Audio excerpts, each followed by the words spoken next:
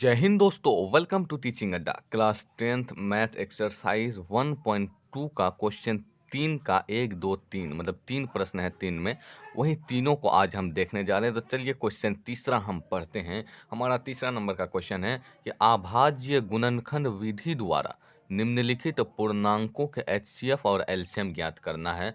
मतलब ये जो हमें तीनों प्रश्न दिया है, इन तीनों का हमें अभाज्य गुणनखंड विधि द्वारा एचसीएफ और एलसीएम निकालना है। तो चलिए एचसीएफ निकालना शुरू करते हैं। तो हमारा पहला नंबर का जो क्वेश्चन है 3 का पहला, वो 12, 15 और 21 का एचसीएफ निकालना है। तो अभाज्य गुणनखंड विधि द्वारा, तो अभाज्य गुणनखंड विधि में उसको जो संख्या दिया है उसको पहले तोड़ना पड़ता है। तो चलिए तोड़ते हैं। पहले 12 को तोड़ते हैं। जब 12 को गुणनखंड करेंगे तो 2 से 6, फिर 2 से 3 आ जाएगा। फिर उसके बाद 15 को जब करेंगे तो क्या होगा, 3 से 3 बचे 15। फिर 21 को जब करेंगे तो 21 को जब करेंगे 3 से 3 सत्ते 21। अब वही चीज़ को यहाँ पे लिख देंगे। 12 को जब किए तो 2 गुना कितना निकल गया, 3। और जब 15 को किए तो 3 गुना 5। जब 21 को किए तो 3 गुना 7। अब देखिए इसमें एचसीएफ निकालने की विधि क्या है। अब इसमें हम एचसीएफ जो निकालेंगे तो कैसे निकालेंगे, पहले लिख लेते हैं एचसीएफ किसका, 12, 15, 21 का। इस तीनों का जो एचसीएफ निकालेंगे तो एचसीएफ निकालने की विधि यही है।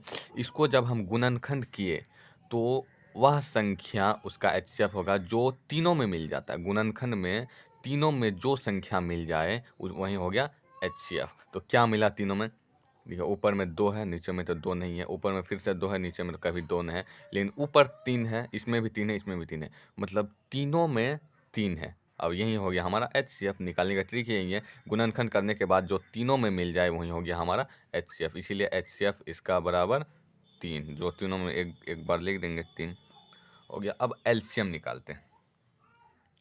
एलसीएम किसका, 12, 15, 21 का। 12, 15 और 21 का जो हम एलसीएम निकालेंगे तो कैसे होगा, 12, 15 और एलसीएम। एलसीएम निकालने की विधि ये है कि जो तीनों में मिले उसको तो लिखना ही है, जो तीनों में मिले उसको लिखना है, जो दोनों में मिले उसी को भी लिखना है, और जो नहीं मिले उसको गुना कर देना। जो तीनों में मिले, तीनों में क्या मिलता है, 3 3 3, तीनों में मिला तो इसमें 3 लिख देते हैं, 3 गुना।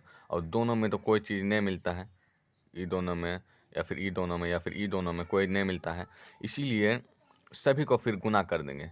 जो मिले उसको तो लिखना ही है और जो नहीं मिले उसको गुना कर दें। जो मिले उसको तो 3 हम लिख दिए यहाँ पे। अब जो नहीं मिला, क्या क्या नहीं मिला, 2 नहीं मिला, फिर 2 नहीं मिला, इसलिए 2 बार 2 लिख देते हैं, 2 गुना 2। फिर क्या नहीं मिला, 5 नहीं मिला और 7 नहीं मिला, इसलिए लिख देते हैं 5 गुना 7। और इसको जब हम गुना करेंगे तो हमारे पास आएगा 420। तो हो गया ये हमारा एचसीएफ 3 हो गया और एलसीएम 420 हो गया। इसको ऐसे कर देंगे और ये हो गया हमारा आंसर। तो चलिए अब दूसरा नंबर, हमारा जो दूसरा नंबर का प्रश्न है वो दूसरा नंबर में है 17, 21, 17, 23 और 29 का। तो चलिए इसी को फिर उसी विधि से बनाएंगे, 17, 23 और 29 का।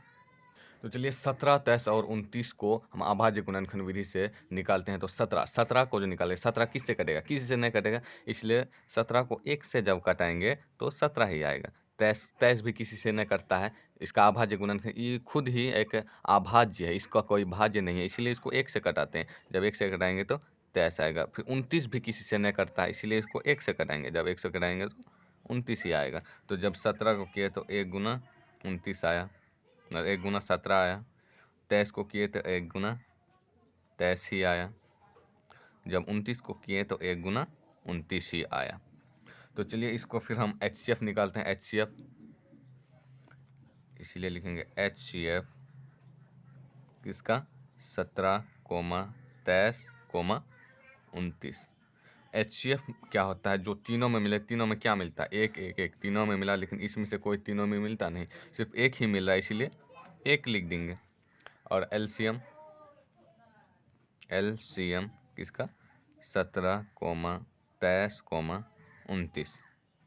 बराबर एलसीएम, मतलब जो मिला उसको तो लिखना है, एक को तो लिखना ही है, और जो नहीं मिला उसको गुना कर देना है। तो क्या क्या नहीं मिला, 17 नहीं मिला, 23 और 29, 17, 23 और 29, और इसको जब हम गुना करेंगे तो हमारे पास आएगा 11,339, 11,339।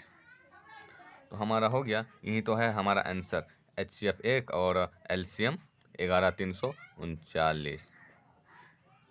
तो चलिए अब चौथा नंबर न तीसरा नंबर। तो देखिए अब हमारा 3 का तीसरा नंबर प्रश्न है कि 8, 9 और 25, 8, 9 और 25। तो चलिए इसी तीनों का हमें उसी विधि को दोहराकर HCF और LCM निकालना है। तो चलिए निकालते हैं। हमारा तीसरा प्रश्न जो था वो 8, 9 और 25 का था। तो चलिए सभी को तोड़ते हैं। जब 8 को तोड़ेंगे तो क्या आएगा, 2 से 2, 2 से 4 आएगा, और फिर 2 से 2। फिर 9 को जब तोड़ेंगे, 3 से 3 3 9। फिर 25 को जब हम 25 को तोड़ते हैं तो बचे 25। जब 8 को तोड़ें तो 2 गुना 2 गुना 2 आ गया। जब 9 को तोड़ें तो 3 गुना 3 आया, 3 इंटू 3। फिर जब 25 को तोड़ें तो 5 गुना 5, बचे 25 आया। तो चलिए अब इसका HCF पहले निकालते हैं। HCF किसका, 8, 9, 25 का। तो चलिए इसका HCF क्या होगा, मतलब जो तीनों में मिले उसको HCF कहते हैं। जो तीनों में मिले, क्या तीनों में मिल रहा, कोई भी ऐसा चीज़ है जो तीनों में मिल रहा, नहीं, कोई भी ऐसा चीज़ नहीं है जो तीनों में मिल रहा है। अगर इसको हम 1 से गुना कर दिए हैं तो कोई टेंशन नहीं है, क्योंकि 1 से किसी भी संख्या को गुना करें उतना ही होता है। कोई भी संख्या तीनों में मिल रहा नहीं, जब 1 से सबको गुना कर दिए हैं तो सभी संख्या 1 से तीनों में 1 1 मिल रहा है, तो वही हो गया, एक हमारा क्या हो गया, HCF हो गया। अब LCM निकालते हैं। LCM किसका, 8, 9, 25 का। LCM में क्या होता है, जो तीनों में मिले उसको तो लिखना ही है, और जो नहीं मिले उसको गुना कर देना है। क्या क्या नहीं मिल रहा है, 2 नहीं मिल रहा, 5 नहीं मिल रहा, 2 2 2 नहीं मिल रहा है, 2 ऊपर में 2 है, नीचे में 2 नहीं है, बीच में 3 है, किसी में 3 नहीं है, इसीलिए एक भी संख्या नहीं मिल रहा है, इसलिए सबको हम गुना कर देंगे।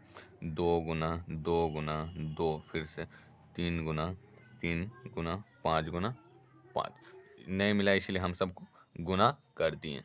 और इसको जब हम टोटली गुना करेंगे तो हमारे पास कितना आएगा, 1800, यानी कि 1800 आ गया। इसी तरह हमारा जो HCF है 1 और LCM 1800 आ गए, हो गया हमारा आंसर, ये हो गया हमारा आंसर।